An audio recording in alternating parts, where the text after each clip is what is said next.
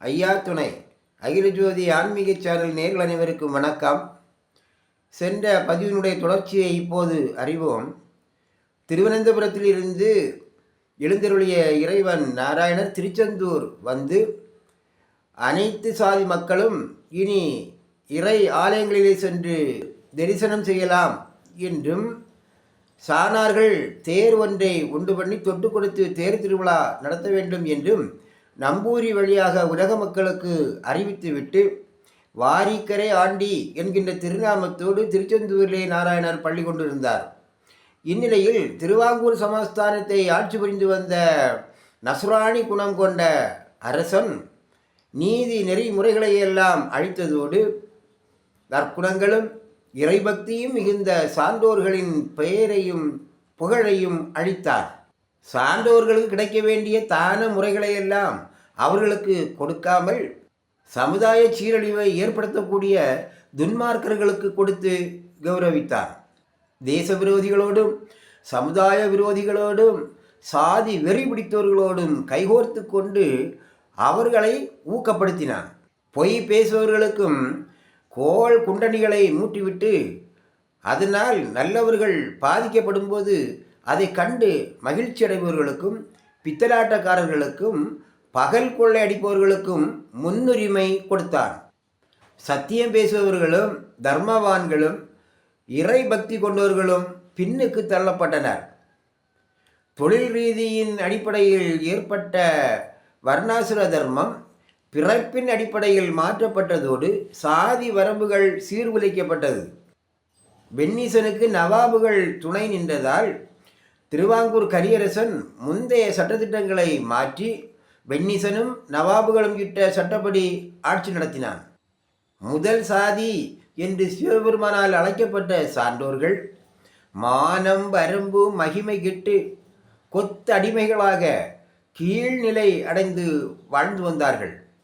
சான்றோர்களின் ஈனமான வாழ்க்கை கண்டு துயரம் கொண்ட தேவர்கள் அனைவரும் திருச்செந்தூர் சென்று மூவர் ஒருமித்தராகிய நாராயணனிடம் அபயம் முறையமிட்டார்கள்.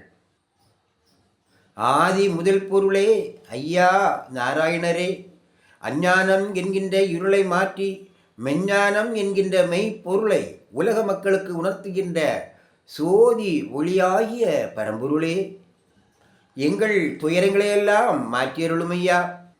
இவ்வளவு காலம் ஒன்றே குலம் ஒருவரே இறைவன் என்கின்ற கோட்பாடுகளோடு கட்டுக்கோப்பாக வாழ்ந்து வந்தோம். இத்தகைய நெறியோடு இனி வாழ முடியாத நிலைக்கு தீய குணம் படைத்தவர்களையும் இறை நிந்தனை செய்பவர்களையும் மேல் சாதிக்காரர்கள் என்று அறிவிப்பு செய்து இறைவனால் வகுக்கப்பட்ட வர்ணாசிரம முறைகளையெல்லாம் சீர்குலைத்து உலகம் முழுவதையும் வெண்ணீசன் கெடுத்துவிட்டார். இதனால் பெற்றோர்களுக்குரிய மரியாதையை பிள்ளைகள் கொடுப்பதில்லை, ஆசிரியர்களுக்கு உரிய மரியாதையை மாணவர்கள் கொடுப்பதில்லை, தகுதி இல்லாதவர்களுக்கு கிடைக்கும் வரவேற்பும் மரியாதையும் பட்டமும் பதவியும் கல்வி கற்றவர்களுக்கும் அறிவாளிகளுக்கும் கிடைக்கவில்லை.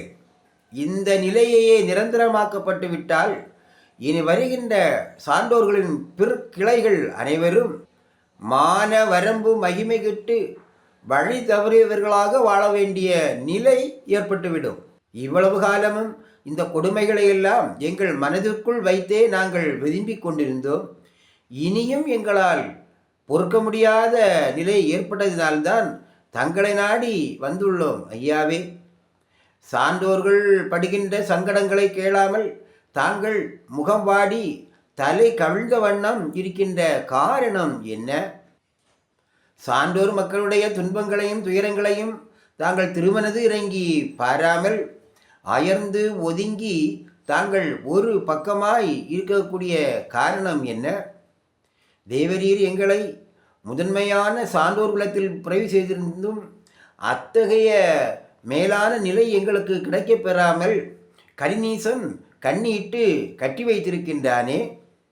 மேலும் கலியன் கைலைங்கிரி வரைக்கும் சென்று ஈசரையும் அன்னை உமையவளையும் கூட துன்பப்படுத்துகின்றானே.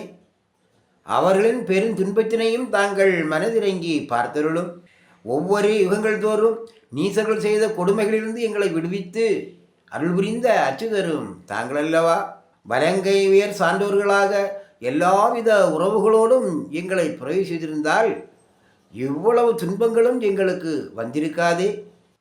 உமது பிள்ளைகளாக எங்களை பூவுலைகள் பிறவி செய்துவிட்டு நாங்கள் அனுபவிக்கின்ற கொடுமைகளும் துன்பங்களையும் தாங்கள் காணவில்லையா இறைவா? தங்களது நெஞ்சம் இன்னும் இறங்கலையோ சுவாமி என்று தேவர்கள் அனைவரும் இறைவன் நாராயணனிடத்திலே அபயம் முறையமிட்டார்கள். இதனுடைய தொடர்ச்சியை நாம் அடுத்த பதிவிலே அறிவோம். ஐயா துணை.